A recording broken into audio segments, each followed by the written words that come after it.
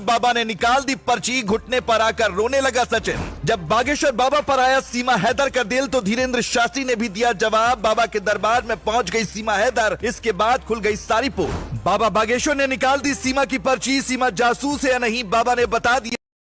भरे दरबार में लगाई जब क्लास, तोड़ गई भक्तों की भी नींद। पहले गुलाम हैदर से किया प्यार और फिर की शादी। शादी के बाद आया सचिन पर प्यार और फिर की शादी। अब पंडित धीरेन्द्र कृष्ण शास्त्री पर है सीमा हैदर की नजर। मीडिया के सामने ही सीमा ने कर दिया बहुत बड़ा खुलासा। कहा, बाबा बागेश्वर से करती हूँ प्यार। पिछले 2 हफ्ते से सीमा हैदर की कहानी जिस तरह से मीडिया पर वायरल हो रही है, लेकिन इसी बीच जब सीमा हैदर ने बागेश्वर बाबा को लेकर बड़ी बात बोल दी तो हर कोई हैरान रह गया। बाबा बागेश्वर की अभी शादी नहीं हुई है और वो कई मौकों पर इस बात का ऐलान कर चुके हैं कि वो एक न एक दिन शादी जरूर करेंगे। बाबा बागेश्वर बाल ब्रह्मचारी हैं और अभी तक कुंवारे हैं। उन्होंने शादी नहीं की, लेकिन उन्होंने भी सपने में नहीं सोचा होगा कि 4 बच्चे की मां का उन पर दिल आ जाएगा। सीमा हैदर की कहानी इन दोनों बच्चे बच्चे की जुबान पर है। कोई कह रहा है कि सीमा जासूस है तो कोई कह रहा है कि वो सचिन के प्यार में पागल हो गई और इसीलिए वो भारत आ गई। लेकिन जब बात बाबा बागेश्वर के दरबार तक पहुंच गई तो बाबा ने ऐसी पर्ची निकाली कि सीमा की पूरी हकीकत सबके सामने आ गई। बाबा बागेश्वर को जब ये पता चला कि सीमा हैदर ने उनके लिए प्यार मोहब्बत वाली बातें बोली हैं, तो उन्होंने भी बहुत बड़ी बात बोल दी।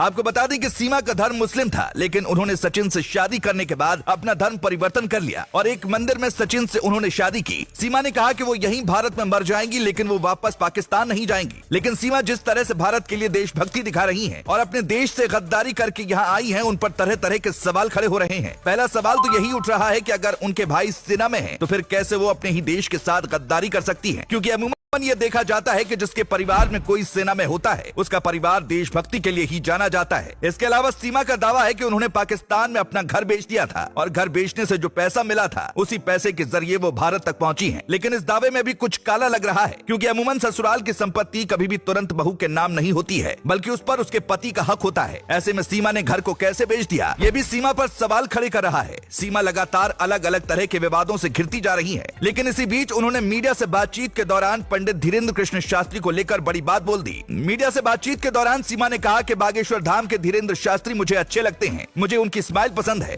धीरेन्द्र शास्त्री के दरबार में जाकर उनसे मिलना चाहती हूँ। पंडित धीरेन्द्र कृष्ण शास्त्री के लिए जब सीमा का प्यार उमड़ा, उनके भक्तों का गुस्सा 7वें आसमान पर पहुंच गया और वो कहने लगे कि सीमा पक्का कोई जासूस है। हालांकि जैसे ही बात पंडित धीरेन्द्र कृष्ण शास्त्री तक पहुंची, बाबा बागेश्वर